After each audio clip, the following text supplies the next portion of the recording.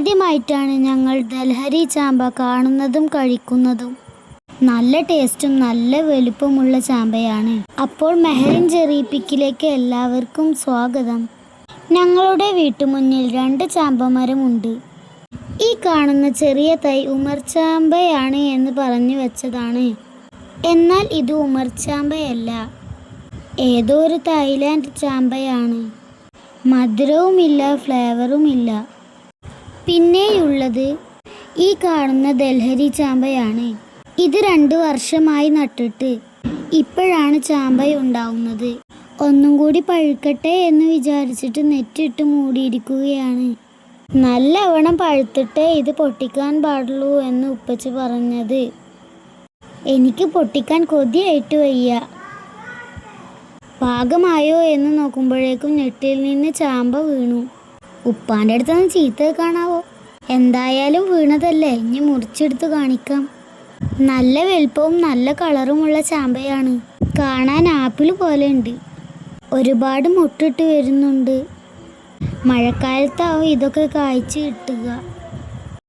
ചാമ്പയിൽ number 1 ആണ് ദൽഹരി ചാമ്പ എന്ന് പറയുന്നു. നിങ്ങളുടെ വീട്ടിൽ ഏത് ചാമ്പയാണ് എന്ന് താഴെ കമൻറ്റ് ചെയ്യൂ. കണ്ടോ ഈ ചാമ്പ, എന്ത് ഭംഗിയാണ് കാണാൻ.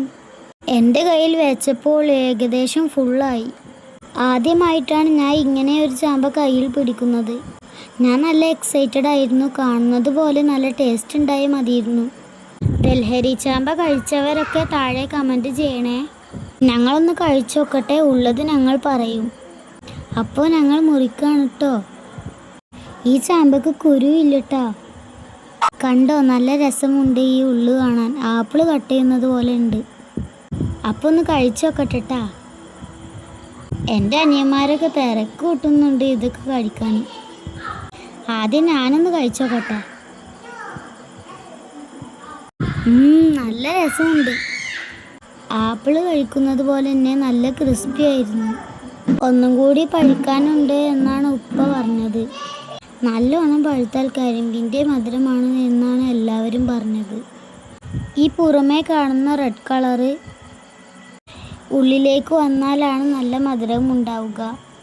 ദൽഹരി ചാമ്പയുടെ തൈയാണെന്ന് ഉറപ്പിച്ചിട്ട് വീട്ടിൽ വെക്കണം കേട്ടോ. Okay, by.